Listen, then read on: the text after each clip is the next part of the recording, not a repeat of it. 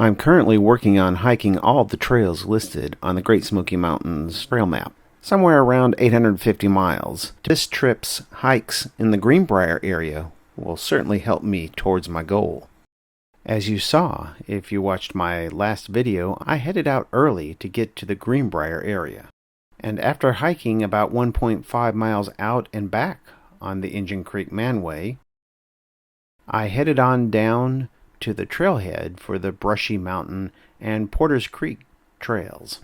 I went a mile southwest on the Porter's Creek Trail before walking a few yards over to view a historic farmstead. I then turned west onto the 4.4 mile, 2,800 foot climb that is the Brushy Mountain Trail to Trillium Gap. I then turned around and, as you might have guessed, hiked the 4.4 miles back down to the intersection with the Porter's Creek Trail, whereupon I went the 1 mile northeast back to my car. This is Graybeard for Sylvan Reflections. Thank you for joining me on this hike.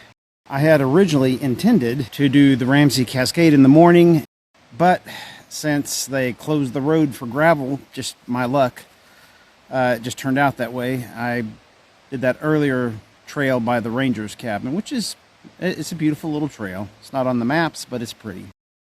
Anyway, now I'm ready to start. It's 1:30, so I'm heading up. I'm going to do my best to just cook it on up to Trillium Gap and then zip back down. I'm going to come all the way back to the car because I do not have my backpack on. Just doing the chest rig to hold some snacks and stuff like that. I got my bear spray in my pocket down here. So should be good. I can travel light and go a lot faster. So I'm going to come back until I hit where Porter's Creek branches off, go to my campsite, and just stay on, come back here to my car. I'm going to grab my backpack, and then I'm going to head down to my campsite. So that's going to be an extra 2 miles, but an extra 2 miles total versus 8.8 of it with the heavy backpack. I think I'm going to do the light and easy and just do 2 extra miles. So that's what I'm going to do. See if we can get some decent footage and not get worn out so bad. As you may know, I am on my quest to hike all the trails in the Smokies. And since I didn't get Ramsey Cascade this morning, I think what I'm going to do is tomorrow morning when I go to leave, I'm going to see if I can do the Ramsey Cascade before I take off. If that works out and if I can leave camp early enough from campsite 31. So time to get started. Okay, we are going to hit the Porter's Creek Trail. See, yeah, 1 mile till we hit there. 5.5. That's not what the map said. Oh well, we'll see what happens. And I have my headlamp and an extra set of batteries, so if I need to do some night hiking, hopefully I won't have to do much, but I'm set. So not only do I have my chest rig on me, but I've got in my pocket I have my can't see it, poncho. I have my rain poncho in my pocket, and I have hanging off the side of me down here, I don't know if you can see it, but that's that's my puffer jacket. So they're all hanging off my waist there, and that weight on my waist is a whole lot better than weight on my back. So I should be able to get some distance today. And just going by the stream, as is so common in so many hikes. Personally, I hope it continues this kind of smoothness, but I know full well that's going to probably end in the next few hundred feet, probably. But I'll take it while it lasts. Okay, we have reached the 1 mile mark into the trail, and this is where things split. If we go off to the left here, that should take us to Porter Creek Trail, continuation of Porter Creek Trail, and to the campsite in 2.7 miles. Okay. Sorry, I'll get a little closer so you can see that. So instead of that, we are going to head this route over here towards, this is going to take us towards Brushy Mountain here. There we go. Let's just tilt this up a little bit so we can see what we're doing.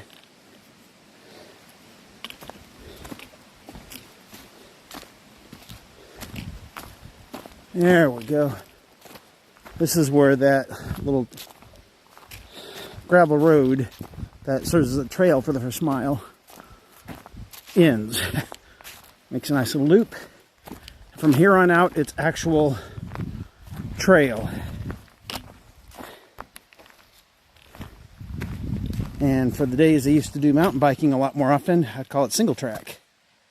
Historic farm site, huh? This is where, I believe this is going to take us past the farm site to the Brushy Mtn Trail.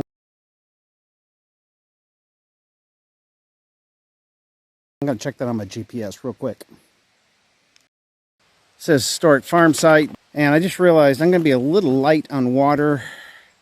I'll just be careful and go a little more slowly, make it last, and then when I get back to the car, just tank up again. But 1.5 liters should be first. Yeah, I'm pushing it a little, but not bad. I'll just be a little thirsty. And the water filter is in my backpack. Should start carrying it in the chest pack from now on, shouldn't I? On with the trail.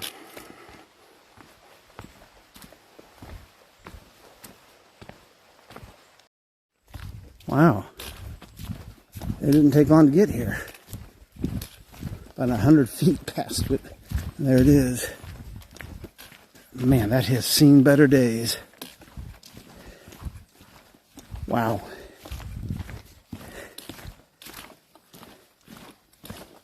Oh, you can just imagine back in the day when it was in use. Oh, second story. Oh, that must have been some barn. Not sure I like the settler's choice of orange netting, but no, obviously. But man, how cool. Look at the work. You can't just build a barn. You have to make a level surface before you can do it. The John Messer barn. Yeah. The John Messer barn, according to Wikipedia, was constructed in 1875 by Pinky Whaley and sold to John Messer. It is a double cantilever construction, which is apparently unique to this part of the country. It is said to be the last surviving building from the pre-park era. What is this, spring house? Yes! Spring house. How cool.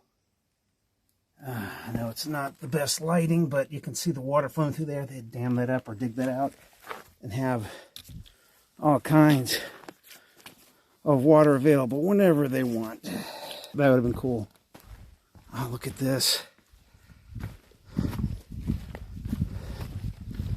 This is awesome.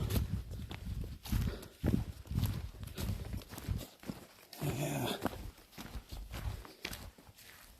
Oh, very cool.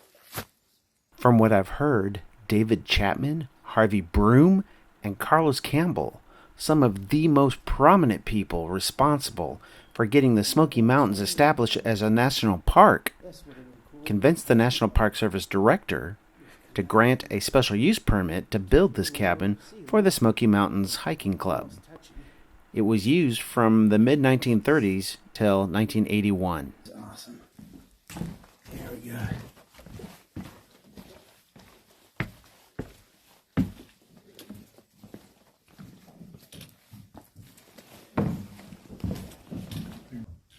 Well, it looks a lot brighter in the picture. Yeah, that's what I was saying.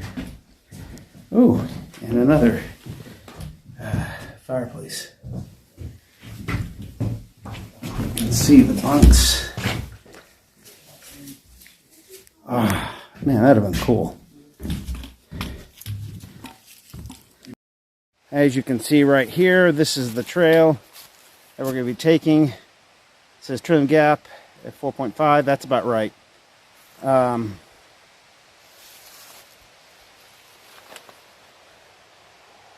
That's the road we came in on from the parking lot. We went off to the left to go to the farm there. Came back to the road. Now here, if you had kept on straight, that would take you straight to Porter Creek.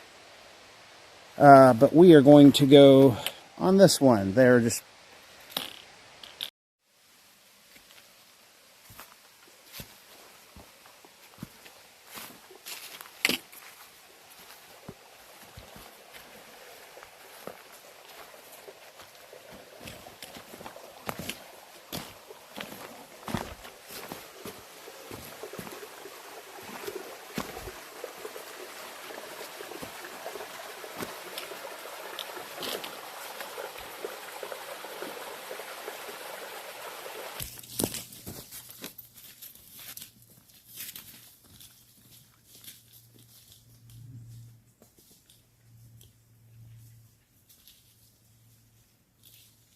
Folks, sorry I didn't do much video on the hike up. The fact is, when I'm going up and I'm pushing hard, the Brushy Mtn Trail, if you get some hardcore hiker that's, you know, that does the 900-mile multiple times, they can whip up this thing in probably an hour and a half or so. It takes me 3 hours to get all the way to the top. And I'm pushing very hard. When I push hard, I really don't feel like stopping to turn on, sync everything up, start taking photos, plan it out, and then go. I just want to get there. So I'm taking advantage of a break on the way back down. I should have photographed the sign for Trillium, but I didn't. Oh well.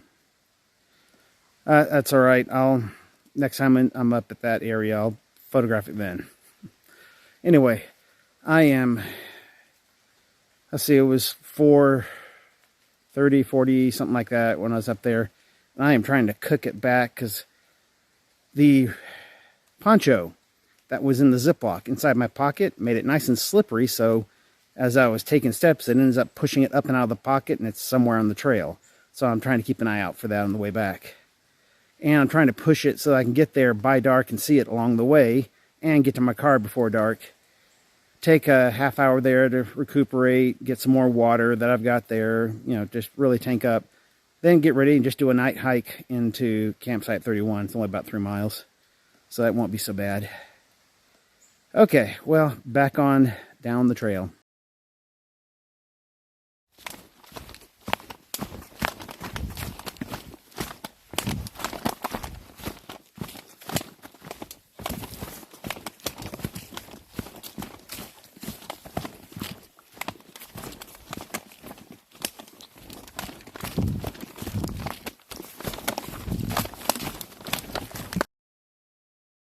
Well, this is the moment I've been looking forward to for about 4 something miles.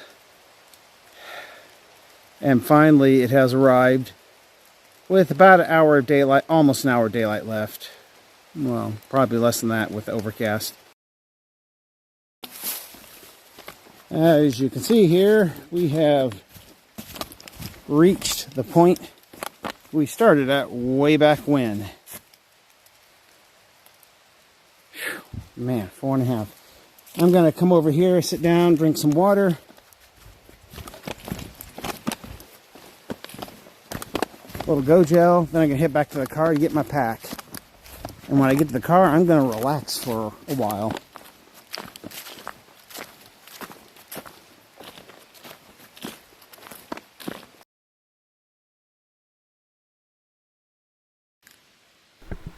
I realized that with my not having recorded much video on the last half of the ascent to Trillium Gap, and then having done a fair bit of trail running on the 4+ miles back down to this point in order to make it to my car before sundown, that it may not be obvious just how tired I really am right here. Believe me, was not just a rest break for show. Okay, this is what I've been looking for a while. It's 6:40, so I'm about 20 minutes from sundown-ish. But this is what I'm looking for.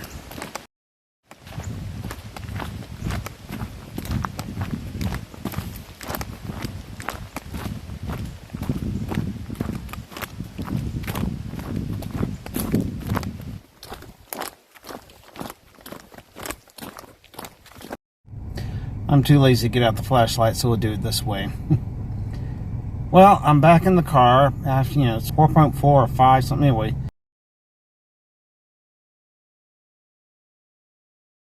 To Trillium Gap. So I got back. There's no way I'm going to make it to campsite 31 by sundown. So I'm going to go into town, grab myself a 7-Up or something like that, and maybe a Gatorade. Then come back, take a nap, and then head on out. Be sure to join me for my soon-to-be uploaded 3rd Greenbrier hike, where I will have to meet a new challenge on my Porter Creek hike to campsite 31, and along the way, find myself the recipient of a wonderfully unexpected act of kindness. As always, this is Graybeard for the Sylvan Reflections channel. See you on the next hike.